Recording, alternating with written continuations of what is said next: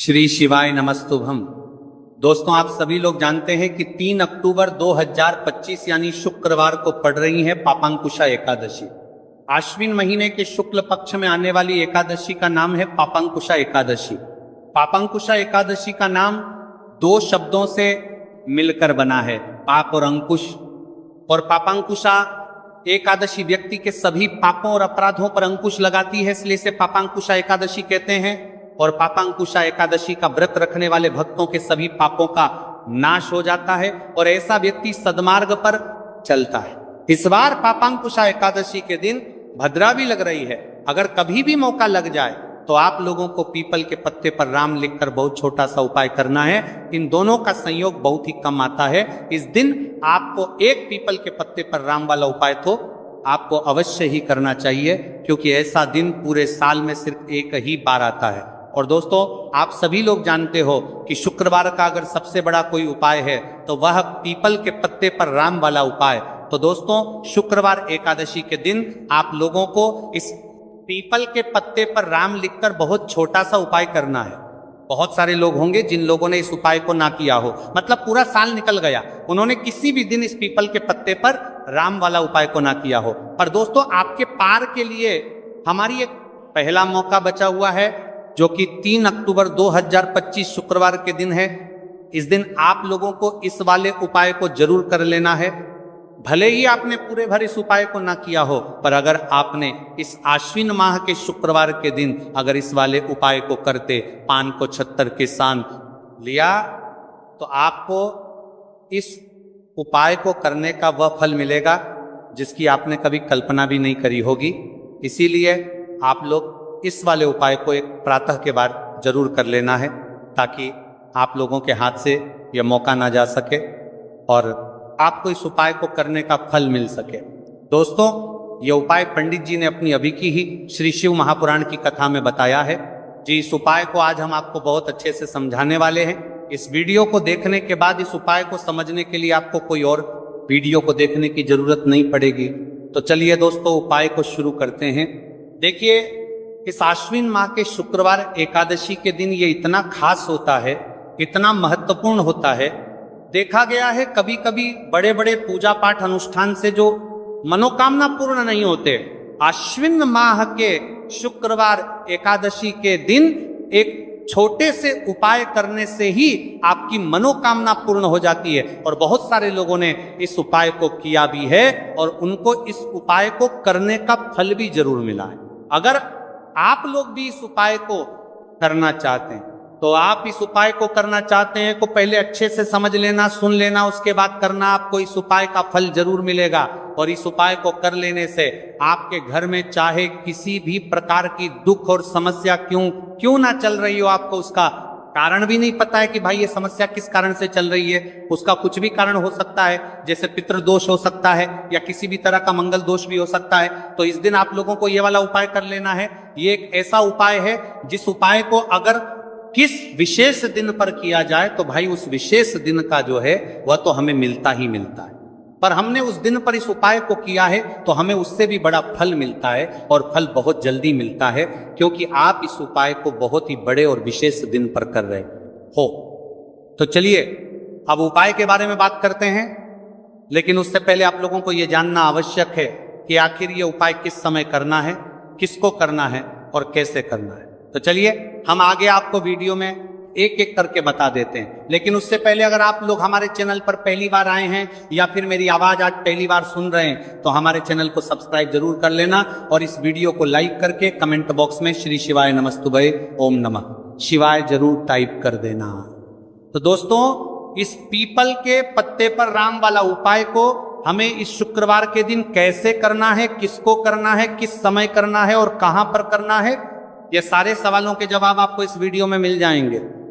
और जो ये वीडियो देखेगा भाई, उसको पीपल के पत्ते पर राम वाला उपाय जरूर करना चाहिए, क्योंकि इस दिन पीपल के पत्ते का भी बहुत ही बड़ा और विशेष महत्व होता है।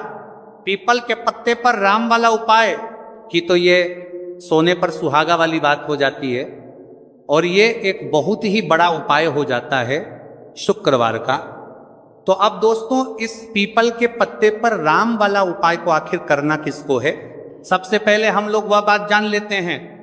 तो देखो, घर की जो बड़ी माताएं बहनें होती हैं, उन माताओं बहनों में से कोई भी एक बड़ी माता बहन इस वाले उपाय को कर सकती है। और दोस्तों, अगर आप चाहे तो अपने घर में से सभी सदस्यों को भी इस उपाय को करवा सकती है। अगर किसी व्यक्ति की खुद की कोई मनोकामना है, खुद की कोई दुख और परेशानी है जो कि वह अपने लिए ही करना चाहता है, इस वाले उपाय को तो वह खुद अपने लिए भी कर सकता है। बाकी अगर कोई घर में से ऐसा है जो कि अपने पूरे घर परिवार की सुख और शांति के लिए ये वाला उपाय करना चाहता, तो भाई वो भी कर सकता है, उसमें भी कोई दिक्कत वाली बात नहीं है। कहने का मतलब यह है कि इस उपाय को हर एक सदस्य भी कर सकता है और पूरे घर परिवार के सदस्य के लिए घर की बड़ी माताओं बहनों में से कोई एक माता बहन भी कर सकता है। माताएं बहनें अगर घर में उपस्थित ना हो या वह ये वाला उपाय ना कर पा रही हो, तो फिर घर का कोई बड़ा सदस्य भी इस पीपल के पत्ते पर राम वाला उपाय को कर सकता है। चाहे फिर वह पुरुष ही क्यों ना हो, उसमें कोई भी दिक्कत वाली बात नहीं है। उसके बाद सदस्य भी पत्ते पर राम वाला उपाय को कर सकता है। बाद में दोस्तों, जो अगला प्रश्न निकल कर आता है वह ये आता है इस उपाय को लेकर कि आखिर इस उपाय को हमें किस समय करना है, सुबह के समय करना है कि शाम के समय करना है। तो देखो, इस वाले उपाय को आप लोग सुबह के समय भी कर सकते हो और शाम के समय प्रदोष काल में भी कर सकते हो। अब अगर आप पूछो कि भाई साहब सबसे उत्तम समय कौन रहेगा इस पीपल के पत्ते पर राम वाला उपाय को करने का, तो हम आपसे बस यही कहेंगे कि इस उपाय को आप सुबह के समय करेंगे तो ज्यादा बेहतर होगा। बाकी अगर प्रदोष काल शाम के समय भी करेंगे तो भी अच्छा होगा, उसमें कोई भी दिक्कत वाली बात नहीं है। तो अब दोस्तों, जो अगली सबसे बड़ी और महत्वपूर्ण बात आती है वह ये आती है कि सुबह अगर हम उपाय को करेंगे तो हमें कितने बजे से लेकर कितने बजे तक के बीच में करना है, और शाम के समय प्रदोष काल में करेंगे तो हमें कितने बजे से लेकर कितने बजे के बीच में करना है। तो देखो, सुबह जितनी जल्दी हो सके आप उपाय को करने की कोशिश करना। बाकी अगर किसी कारणवश लेट भी हो जाओ, थोड़ी देर भी हो आए, तो 10 या 11:00 बजे तक भी आप उपाय कर लेना, पर 12:00 बजे से ज्यादा देरी ना हो। ठीक है, इस बात का ध्यान रखना। उसके बाद में दोस्तों, अगर शाम के समय प्रदोष काल की बात करें, प्रदोष काल का जो समय है होता है वह शाम के 6:00 बजे से शुरू हो जाता है। मतलब शाम के 6:00 बजे से लेकर 7:00 बजे के बीच का जो समय होता है, ये समय प्रदोष काल का समय होता है। तो आप इस उपाय को 7 या 8:00 बजे के बीच में भी कर सकते हो। मतलब शाम के 6:00 बजे से रात 8:00 बजे के बीच में आप कभी भी इस वाले उपाय को कर सकते हो। उसमें कोई भी दिक्कत वाली बात नहीं है। हमें किसी भी दिन आपको पीपल के पत्ते पर राम लिखकर बहुत छोटा सा उपाय करना है। ऐसा समझ लीजिए, जितने भी आपके शत्रु हैं, जो भी आपके विरोधी हैं, दुश्मन हैं, जो आपको हर तरफ से परेशान कर रहे हैं, अब उन शत्रुओं की अकड़ निकलेगी। शत्रु का किया कराया भी तुरंत हट जाएगा जब शुक्रवार में आप इस छोटे से उपाय को करेंगे। तो देखिए, आज की वीडियो विशेषकर उन लोगों के लिए ही है जो अपने जीवन में शत्रुओं से और दुश्मन से बहुत ज्यादा परेशान हो चुके हैं। देखिए, जगत जननी माँ जगदम्बा का हम शुक्रवार में पूजन करते हैं और उनसे जुड़े हुए उपाय करते हैं।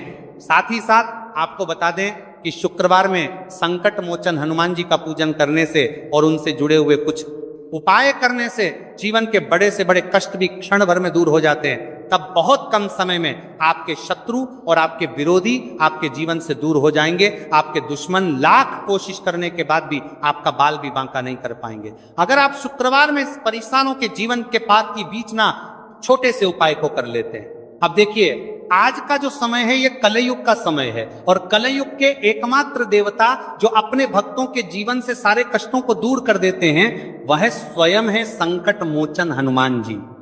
और संकट मोचन हनुमान जी का पूजन अगर आप शुक्रवार में करते हैं और उनसे जुड़ा हुआ ये छोटा सा उपाय अगर आप शुक्रवार में किसी भी दिन कर लेते हैं, तो ऐसा समझ लीजिए आपके जो शत्रु हैं, आपके जो विरोधी, आपके जो दुश्मन हैं, ये किसी भी तरह से आपको परेशान करने का प्रयास कर ले, आपका बाल भी नहीं है, कर परिवार के जो आपका बाल भी नहीं है, आपके जो नाकोर आपका हर भी नाकोर आप पाएंगे।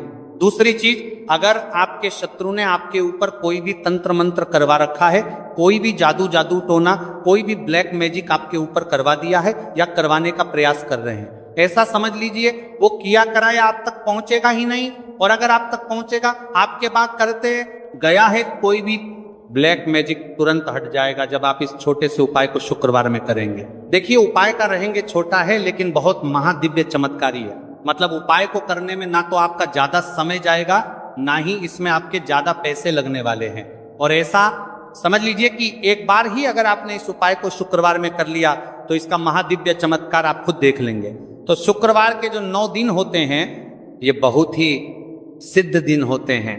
मतलब शुक्रवार के दिनों में 9 माता रानी हमारे घरों में आती हैं, अपने भक्तों के जीवन से कष्टों को दूर करती हैं। साथ ही साथ आपको बता दें कि शुक्रवार के टाइम पर जब भी आप संकट मोचन हनुमान जी के उपाय करते हैं तो माँ दुर्गा की आपको असीम और विशेष कृपा मिलती है। माँ दुर्गा आपसे बहुत जल्दी प्रसन्न होती है और आपके सारे संकटों को वह दूर कर देती है। तो पीपल के पत्ते में और पीपल के पेड़ में होता है। देवी देवताओं का वास पीपल के पेड़ में श्री हरि विष्णु साक्षात मां लक्ष्मी वास करती है। पीपल के देव में हमारे पितरों का वास होता है। पीपल का जो पेड़ होता है इसका पूजन करने से शनिदेव की कृपा, उनका आशीर्वाद मिलता है।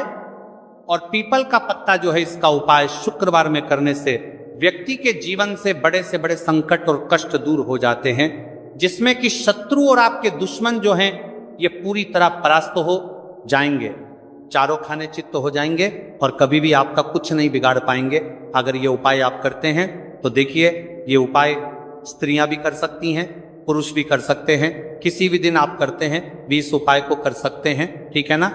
इसमें दिन आपको नहीं देखना है कि किस दिन करें, जिस दिन आप चाहा उस दिन इस उपाय को आप कर सकते हैं। तो शुक्रवार के दिन आपको पीपल का पत्ता तोड़ना नहीं है, उससे एक दिन पहले ही तोड़कर आप पीपल का पत्ता ले आए या गिरा हुआ जो पत्ता होता है पीपल का वो आप ले ले, ठीक है ना। बस इस चीज का आपको ध्यान रखना है कि सोमवारी के दिन पीपल के पेड़ से कोई भी पत्ता हम नहीं तोड़ते। इस चीज का आपको विशेष ध्यान रखना है। तो आपको लेना है पीपल का एक पत्ता और शुद्ध जल से उसे साफ कर लेंगे पहले, जिससे कि धूल मिट्टी अगर पीपल के पेड़ देने वहां और पीपल के पेड़ पर पत्ते पर हो तो वह हट जाए। फिर गंगा जल का थोड़ा सा छिड़काव यानी थोड़ी सी छींटे आपको इस पीपल के पत्ते पर मारनी है और इस पीपल के पत्ते को फिर कपड़े से पोंछ कर आपको साफ कर लेना है, बिल्कुल सूखा लेना है। अब आपको लेना है थोड़ा सा सिंदूर, जो केसरिया वाला सिंदूर आता है जो हम संकट मोचन हनुमान जी को चढ़ाते हैं, वह केसरिया सिंदूर आपको लेना है। थोड़ा सा जल डाल के इसे गीला कर लेंगे और इसी सिंदूर से इस पीपल के पत्ते पर आपको भगवान राम का नाम लिखना है। आप किससे लिखेंगे? माचिस की तीली ले सकते हैं, उससे लिख सकते हैं। किसी भी तरह से आपको भगवान राम का नाम इस पीपल के पत्ते पर लिखना है। लिख लिया। एक आपको चमेली के तेल का या सरसों के तेल का दीपक तैयार करना है और एक कोई भी आपको लेनी है मिठाई। मिठाई में यहाँ पर आप बूंदी का प्रसाद ले सकते हैं, बेसन का लड्डू ले सकते हैं और अगर आप इमरती ले लेते हैं तो ये और भी उत्तम है। देखिए, इमरती का जो भोग होता है ये संकट मोचन हनुमान जी को बहुत ज्यादा प्रिय है। अब ये सारी चीजें लेकर आपको जाना है संकट मोचन हनुमान जी के मंदिर में। तो देखिए, सबसे पहले आपको संकट मोचन हनुमान जी के सामने ये दीप प्रज्वलित करना है जो आप लेकर के गए हैं।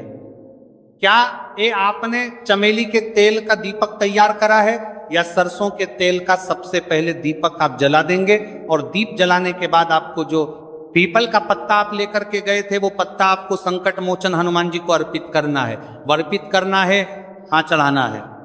और जो भी भोग में आप लेकर के गए हैं, चाहे आपने बेसन के लड्डू लिए, बूंदी का प्रसाद लिया या फिर इमरती, जो भी कुछ आपने लिया है उसका भोग लगाना है और संकट मोचन हनुमान जी से आपको प्रार्थना करनी है कि हे जगत का कल्याण करने वाले संकट मोचन हनुमान जी, संकटों को हरने वाले मेरे जीवन से शत्रु और दुश्मनों को भी दूर कर कर दीजिए। शत्रु का किया करा या तंत्र मंत्र सब कुछ हट जाए, ऐसी कृपा मुझ पर कीजिए। इस तरह से आपको प्रार्थना करनी है और 108 बार जय श्री राम, जय सीताराम, जय श्री राम, जय सीताराम, जय श्री राम, जय सीताराम इस तरह से आपको जयकारा लगाना है, क्योंकि भगवान राम का नाम संकट मोचन, हनुमान जी को सबसे ज्यादा प्रिय जय श्री राम, जय श्री राम।